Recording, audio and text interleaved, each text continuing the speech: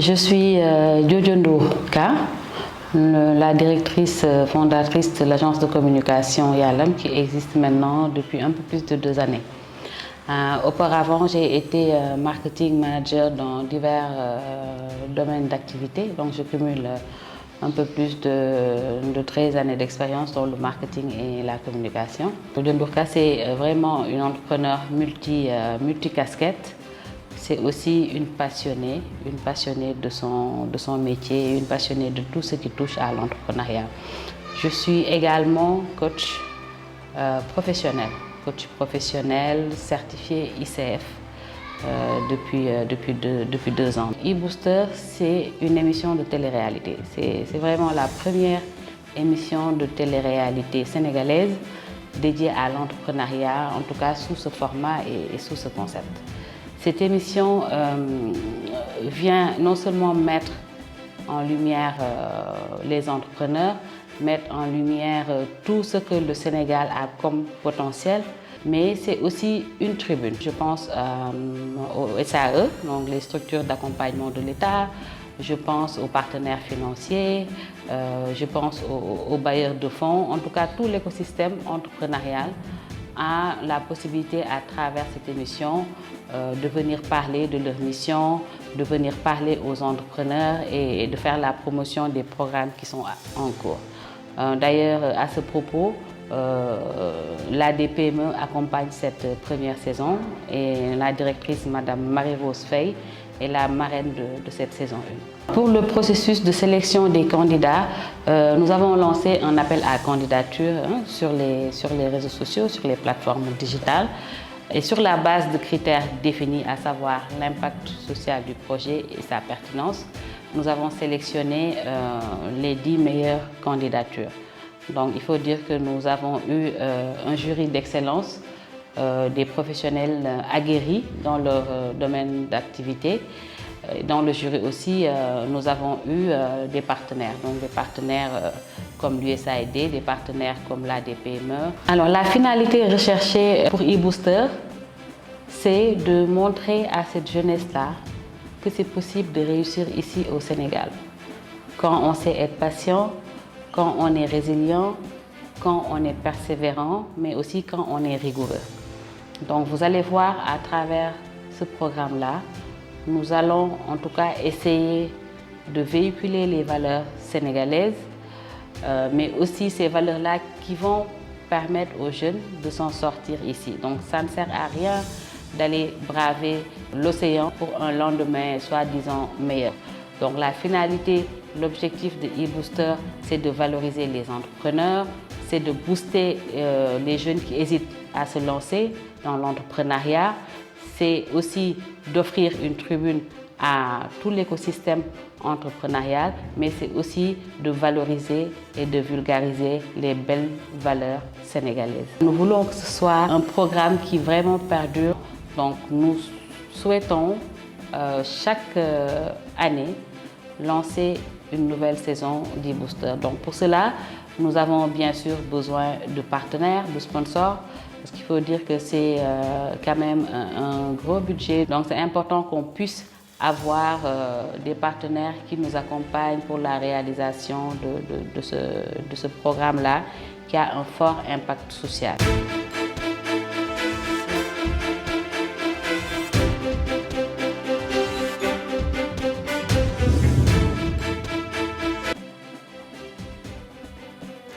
eBooster, décoller vers la réussite.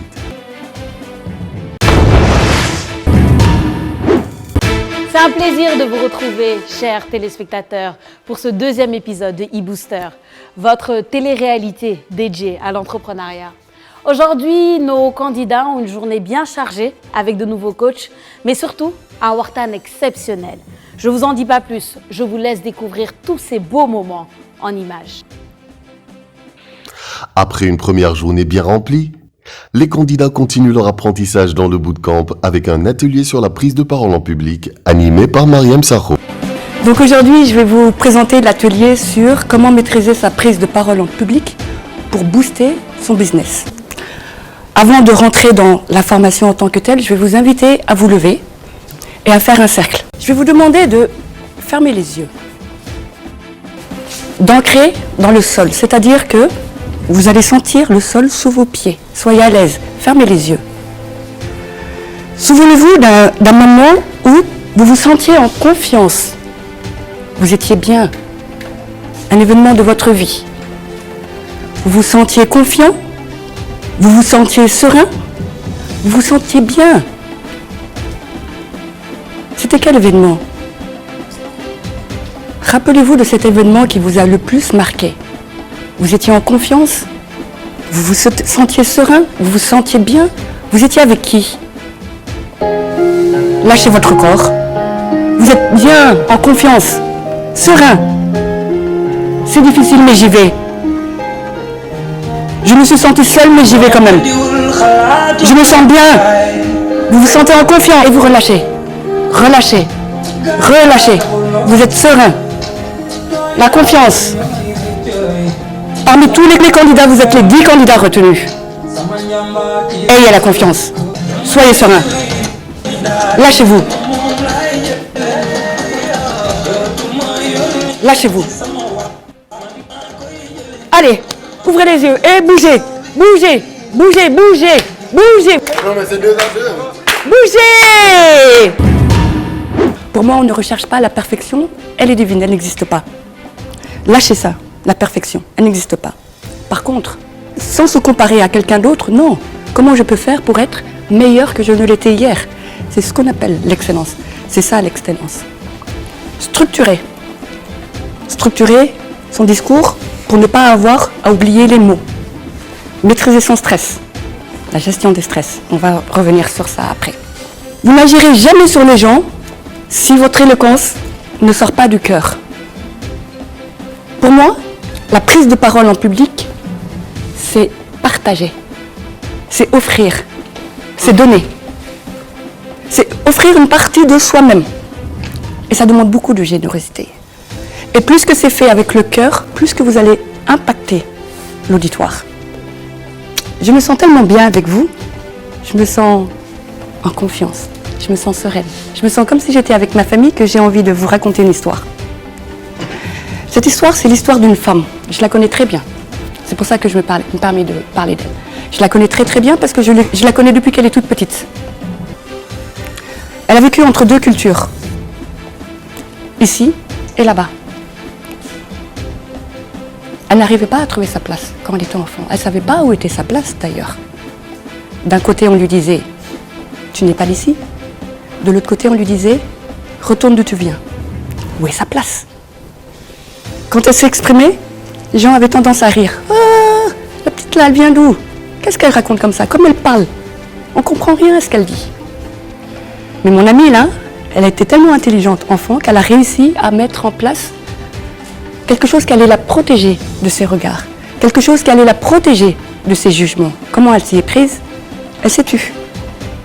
Elle a arrêté de s'exprimer, elle a arrêté de parler et elle s'est cachée. Elle s'est fait la plus petite possible. On ne la voyait même plus. Elle est devenue invisible aux yeux des gens. Elle s'est fait accompagner. Toutes ces peurs qu'elle avait depuis son enfance, tous ces blocages, ces traumatismes, ces j'ose pas, j'ai peur, qu'est-ce qu'on va dire de moi, qu'est-ce qu'on va penser de moi. Elle a travaillé sur elle-même. Et si je vous disais que cette personne-là, c'est moi. C'est moi. Pour moi, s'exprimer, c'est capital, en fait. Je dirais que j'ai longtemps été handicapée moi-même par cette peur de me mettre en avant, cette peur de me mettre en lumière, cette peur de m'exprimer. Cette peur de ne pas être acceptée pour qui je suis. Et donc, j'avais peut-être cette tendance à me mettre en arrière et à ne pas m'exprimer en fait. C'est un handicap. Actuellement, je pense que celui qui ne maîtrise pas la prise de parole en public, celui qui a du mal à pouvoir communiquer, ça peut être très handicapant en fait. Et c'est ma passion en fait, de pouvoir aider, de pouvoir accompagner chaque personne à pouvoir s'exprimer, à pouvoir parler et être à l'aise devant n'importe quel public. La prise de parole en public, c'est quoi? C'est simplement de la confiance. Et comment on fait pour renforcer sa confiance? j'ai peur, mais j'y vais quand même. Comment l'atelier va se dérouler? On va le faire en 5 parties. Dans une première partie, je vais vous inviter à comprendre les fondamentaux d'une belle prise de parole en public. Ensuite, on va gérer le stress et renforcer votre confiance en vous. On va structurer son discours pour avoir un impact maximum. Et ce que j'aime le plus dans la prise de parole en public, c'est comment occuper l'espace et mettre en scène ce qu'on a à dire. Et puis, pour terminer en beauté, vous allez vous mettre en situation réelle. Les gens oublieront toujours ce que vous avez dit. À la fin de l'atelier, là, si je vous demande qu'est-ce que je vous ai dit, vous allez dire, je ne me rappelle pas. On oublie. Par contre, ce que les gens n'oublieront jamais, jamais, jamais, c'est ce que vous leur avez fait ressentir. La principale clé pour une présentation, pour une prise de parole en public réussie, c'est quoi? Être vous-même. En 2005, je suis parti chez ma tante en France et elle ne m'accordait pas trop d'importance spécifiquement. Et donc du coup, j'ai fini par ne plus montrer mes sentiments, par ne plus extérioriser mes sentiments. Là, on va parler des fondamentaux d'une belle prise de parole en public. À votre avis, qu'est-ce qui est le plus important quand on prend la parole devant le public? Qu'est-ce qui est le plus important pour avoir une communication au top? Donc pour moi, la chose la plus importante pour une communication, c'est que le public à qui on adresse puisse comprendre, puisse recevoir l'information. Je pense que la chose la plus importante, c'est la communication non verbale. J'ai beau avoir un beau discours, si je n'ai pas une bonne posture, mon message ne sera pas bien reçu.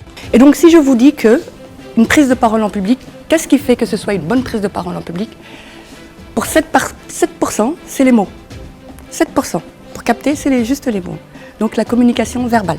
Les mots qu'on va utiliser. Tout à l'heure, je vous l'ai dit, les gens oublieront ce que vous avez dit. Parce que c'est 7% de votre communication. 38%, ça va être dans la manière de parler. Donc ça va être le ton, la vitesse à laquelle on va parler, la manière dont on va le dire en fait. C'est la communication des mots, de sens, de la tonisation, voilà. 35%, c'est ça. La manière dont on va le dire. Est-ce qu'on bafouille, est-ce qu'on dit « eux », est-ce qu'on parle doucement, est-ce qu'on parle fort?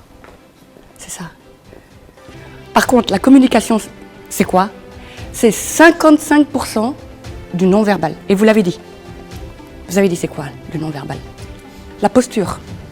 Si vous arrivez devant votre public et puis vous êtes comme ça, non, on ne va pas vous écouter. Et on va dire cela, de toute façon, il ne maîtrise pas. La posture, comment vous arrivez? Quelqu'un a parlé de droiture, je crois. Être droit. Comme le baobab. Venir droit. On sent la confiance. On sent que la personne, elle sait ce qu'elle est en train de dire. La posture. La manière dont elle va s'exprimer avec ses mains. La manière dont elle va balayer le regard. Si c'est comme ça pendant tout l'atelier, vous allez vous déconnecter. Tous les candidats vont s'adonner à l'exercice de prise de parole en public en partageant avec l'audience leur histoire. Quand j'étais en 2e année de licence, j'étais passionnée par la prise de parole en public, mais malheureusement, je ne le maîtrisais pas du tout. Donc, en notre club, on organisait un concours d'art oratoire. J'avais décidé d'y participer, mais malheureusement, quand j'ai commencé à parler, je l'avais préparé la veille, bien préparé même. Mais après, quand j'ai commencé à parler, j'ai perdu mes mots, puis j'ai abandonné. Et aujourd'hui, je suis ravie d'être devant vous, mes collègues, mes amis, parce qu'on est devenus amis maintenant et ça, on va le continuer pour toujours. Donc, je suis ravie d'être là devant vous à vous raconter cette petite anecdote. J'ai foi en l'Afrique, j'ai foi au Sénégal. C'est une conviction qui me ronge. Je dors avec, je me réveille avec. Je veux que demain, que les Européens, les Occidentaux puissent faire la queue devant nos ambassades pour demander le visa pour un avenir meilleur en Afrique. Pourquoi? Parce que le rêve africain, le rêve sénégalais est possible. Je me suis concentrée au deuxième tour Et je suis sortie avec le bac. Imaginez quand je rentrais au village. J'étais réussir. Il pleuvait, en fait, il pleuvait. Dans ma contact, parce que j'étais vraiment fatiguée. Il pleuvait ce jour-là. Mon père était parti à la pêche. Je marchais tranquillement dans le village.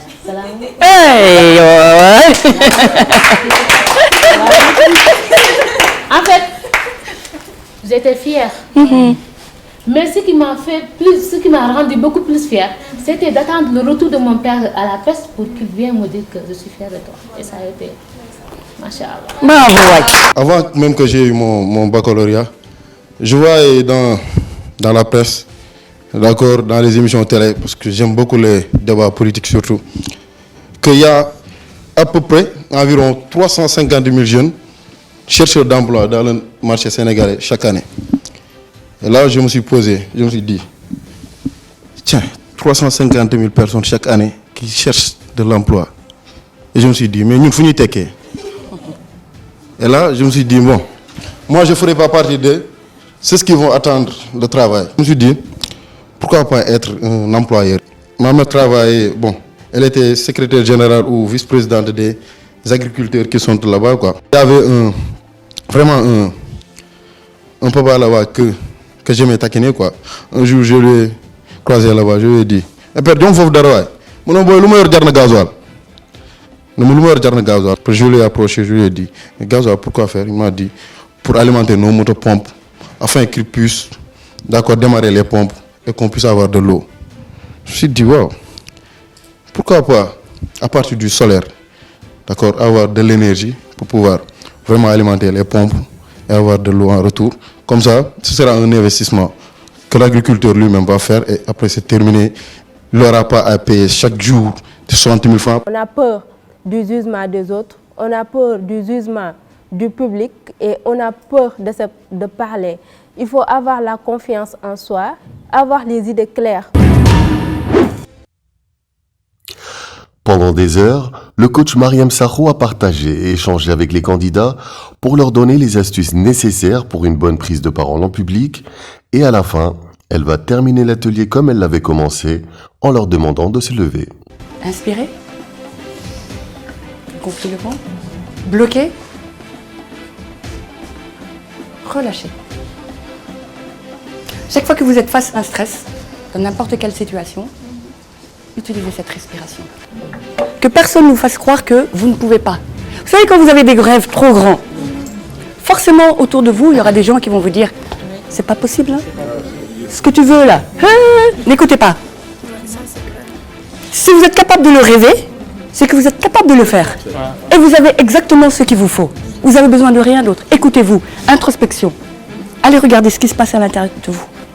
Croyez en vous et le monde croira en vous. Vous avez tout ce qu'il vous faut. Donc avancez. Un pas après l'autre. Discipline, motivation, détermination, consistance et continuez à avancer sur votre chemin. Résilience. Surtout ça. Résilience. Parce que vous allez faire des erreurs, vous allez vous tromper, vous allez faire parfois du n'importe quoi. C'est pas grave, c'est ok. Mais ça va vous permettre d'avancer. Ça va vous permettre d'avancer et de continuer sur le chemin de vos rêves. Mais continuez à croire en vous. En tout cas, je vous remercie, vous tous. Merci. Merci beaucoup. Vraiment, je suis contente. Moi, je dirais que c'était un privilège de pouvoir accompagner ces jeunes entrepreneurs et de pouvoir animer cet atelier sur la prise de parole en public. Ce que j'ai vu en eux, ce sont des pépites, en fait. Ce sont des personnes extraordinaires. Ce sont des jeunes qui ont énormément de potentiel, qui ne demandent qu'à être révélés. Et de la plus belle des manières. Et pendant l'atelier, j'ai eu beaucoup de plaisir à pouvoir partager avec eux, à pouvoir communiquer avec eux. Et chacun, avec sa particularité, a réussi à nous faire ressentir certaines émotions. Et vraiment, au passage, je les félicite, quel que soit le résultat de leur parcours. Et comme je dis toujours, il n'y aura pas de perdants en fait. Ils ont gagné. Ce sont des gagnants pour moi, ce sont des battants. Et vraiment, c'était une expérience extraordinaire que j'ai eu à partager avec eux. Je peux dire que c'était un honneur pour moi de pouvoir les accompagner.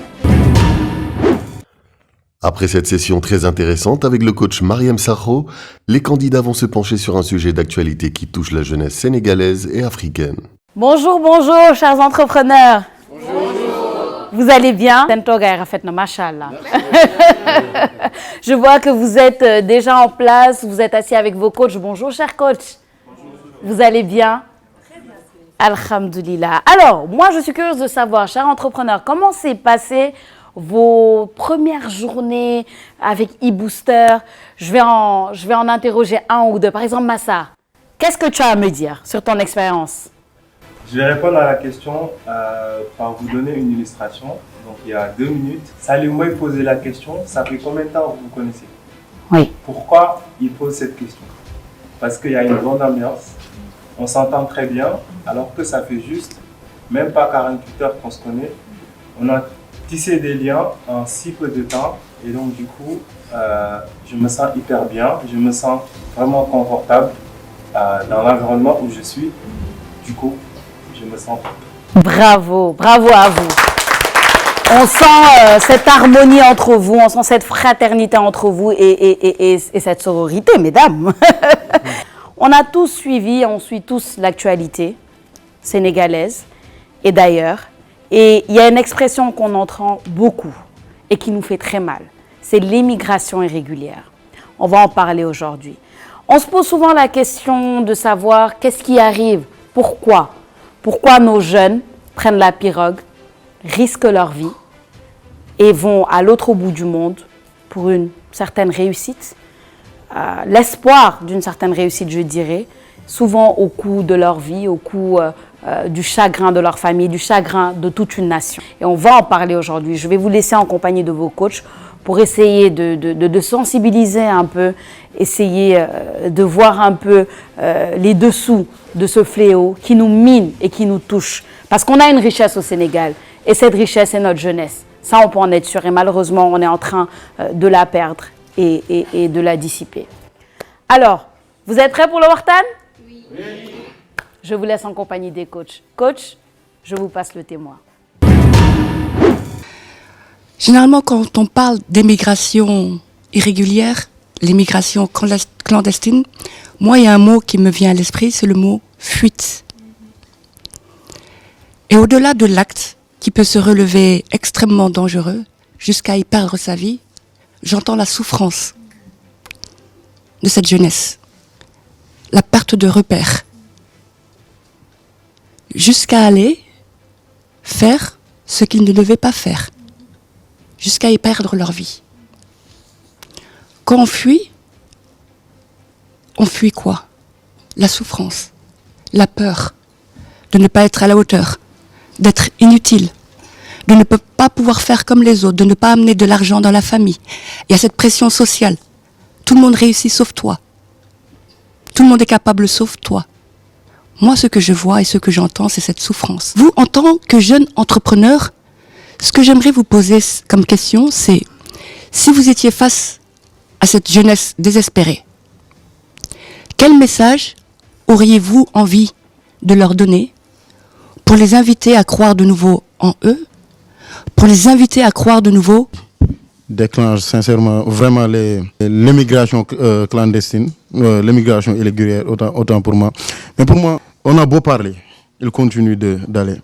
C'est-à-dire il faut que le gouvernement en particulier met des choses. La réponse que vous allez donner. Donc vous avez besoin, vous, de cogiter avant de donner cette réponse. Ça me fait penser à une chanson de Thione Seck qui dit que, je vais pas chanter quand même, qui dit que Juddo ci réew, maggé ci réew, amo fa baat, amo fa yoon. Doom bu maggé, dinga jéngu, yemale dund ak dé. Il y a même un jeune qui voulait s'engager dans l'immigration irrégulière. Je crois même qu'il est parti. Quand on discutait en fait pour le dissuader de partir, il m'a même répété ses propres phrases, ses propres mots. Du feu Thione Seck. C'est pour vous rejoindre, madame. Aujourd'hui, ces jeunes-là qui s'engagent dans l'immigration, ils ont un peu perdu leur repère. Donc, je ne vais pas revenir sur les facteurs palpables, des choses qui pourraient retenir ces jeunes ici. Parce que le candidat à l'immigration irrégulière, c'est-à-dire il va vers là où il pense que la richesse elle est là-bas. Maintenant, s'il y avait des choses des opportunités, vraiment des industries dans leur ville ou village respectif. D'accord, il y a les rester là-bas et travailler.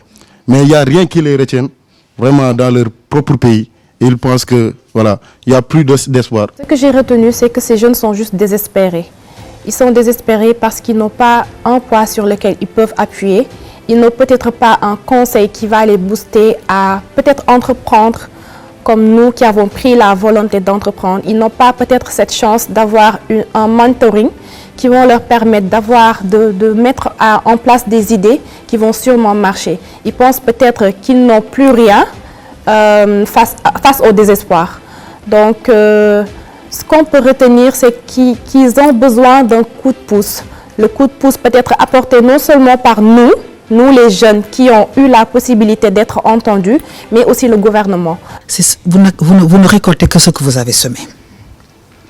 Souvent, donc, il y a votre nom, vous pouvez me le rappeler?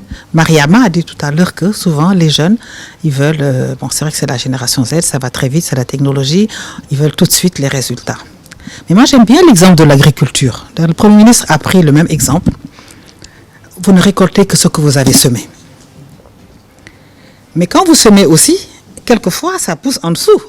Vous pensez qu'il n'y a rien, alors qu'en dessous, il y a de belles choses qui sont là. Donc ça veut dire qu'il faut accepter d'y aller pas à pas et donc d'avoir la patience et les choses donc pourront venir. L'Afrique aujourd'hui a besoin. Il n'y a que ces jeunes qui vont développer l'Afrique. Quelqu'un d'autre ne va pas venir de l'extérieur, venir nettoyer votre pays. Donc l'Afrique a besoin de ces jeunes pour se développer. Et c'est possible parce que le futur du monde, c'est l'Afrique. Le Sénégal doit contribuer dans ça. Et je pense que cette image-là, il faut la garder. C'est une image très très forte. Et donc, vous les entrepreneurs, vous avez un rôle important à jouer là-dessus. C'est vrai que tous les emplois devront être au rendez-vous, mais il faut comprendre que quelqu'un d'autre ne va pas le faire à notre place. Je pense que les 2 points soulevés concernant la résilience, ils sont importants et que nos entrepreneurs et futurs champions donc, vont prendre en compte ces 2 aspects-là.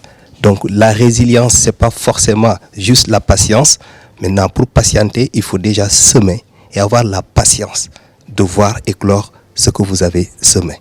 Qu'est-ce qui pourrait se passer si vous arrivez à croire et à prendre les obstacles qui se présentent à vous comme des opportunités déguisées? Et c'est une question que je vous pose, mais que je pose à tous les jeunes du Sénégal. Bon, moi je dis qu'actuellement, ce qui se trame en Afrique, ou bien ce qui se trame au Sénégal, c'est que nous avons un pays à reconstruire, où tout est à refaire. Donc, il y a des niches d'opportunités qui se créent à chaque secteur, à chaque sous-secteur. Vous prenez l'exemple de l'Europe, actuellement, pour un jeune, c'est très difficile d'aller là-bas et de chercher du travail et avoir un travail décent. D'habitude, ce sont des sans-papiers qui partent. Et une fois là-bas, ils font des travaux qui sont très précaires, dans des conditions difficiles. Des fois, ils ne parviennent même pas à avoir de travail. Vous prenez l'exemple du Sénégal. Le problème qui se pose avec les obstacles, c'est d'essayer de transformer ces besoins. Chaque besoin appelle à une innovation. Et chaque innovation appelle à un investissement. Rien que l'agriculture, il y a beaucoup de niches d'emplois qui peuvent se créer. Nous, dans notre village où je suis, à Fodé-Kounda, Ansou, je ne pense pas qu'il y a une maison où il n'y a pas un émigré. Moi, par exemple, dans ma famille, mon oncle est parti à l'immigration. Il y avait un phénomène qui était à l'actualité l'année dernière, comme vous le savez, le voyage de Nicaragua pour aller aux États-Unis. J'ai eu une proposition de la part d'un oncle qui m'a dit d'aller, mais sur lequel, une fois arrivé là-bas, je vais lui payer la somme aussi. C'est ainsi que j'ai conclu en moi, en me disant à mon père, s'il peut me donner cette somme-là, pour que je lance mes activités ici, car je sais que si je lance les activités ici, ça peut marcher. Mais hélas, il n'a pas confiance à cela, donc il a renoncé. Et cette capacité qui m'a poussé à dire non, je veux rester ici, était une décision tellement forte que ça résonnait parfois en ma tête. Mais à travers comme la résilience que vous parlez, je l'ai dépassée. Par rapport à une active dont Mamadou a parlé, et par rapport à la notion de génération connectée. Vous avez cette chance d'être des entrepreneurs et vous avez fait le choix de rester chez vous. Donc, comment inspirer vos pairs, les jeunes qui décident de prendre des pirogues parce qu'ils sont désespérés. Donc, le problème, il est vraiment profond, très profond. Donc, par rapport à la notion de changement de narratif, de paradigme, le narratif serait très important, d'accord, à cet atout, à cette force d'être lié au 2.0, 3.0 maintenant, ainsi de suite. Donc, montrez ce que vous savez faire. Parlez à vos pairs, parlez aux jeunes du pays, parlez aux gens qui dirigent ce pays. À travers les médias, les télés, ils ne font pas 50 au Sénégal, mais les comptes YouTube, c'est des millions, à la limite, dans le monde. TikTok, Instagram, vous êtes très fort dans ça. Donc ne ratez aucune occasion pour sensibiliser les autres. Une autre journée passionnante et inspirante touche à sa fin. Comme vous avez pu le voir, nos candidats ont reçu une formation théorique et pratique très animée sur la prise de parole en public avec la coach Mariam Sakho. Ils se sont ensuite prêtés à un wartan sur un sujet ô combien important. L'immigration irrégulière, ce fléau qui touche tant de jeunes Sénégalais et de jeunes Africains. Il en est ressorti de ces échanges que malgré les challenges sociétaux, il était possible de réussir et d'entreprendre au Sénégal comme dans tous les pays africains. Une réalité que chaque jeune doit intégrer et comprendre. Voilà, nos candidats profitent maintenant d'un repos bien mérité. Quant à moi, avant de vous quitter, je vous laisse en image un aperçu de tout ce qui va se passer dans l'épisode prochain. Et je vous dis à très bientôt. Le cinquième style, c'est le style situationnel où le leader doit utiliser à la fois le style de l'éléphant, le style du pingouin, de l'abeille, de la fourmi. Je me suis identifiée à l'éléphant parce que j'aime conseiller, comme j'ai dit. J'aime conseiller, j'aime donner des solutions. Une vision, elle est importante. Pourquoi? Parce qu'elle crée aujourd'hui de la motivation et de l'engagement. Moi, je voulais que vous fassiez la différence entre un manager et un leader. Qui est un leader, qui est manager?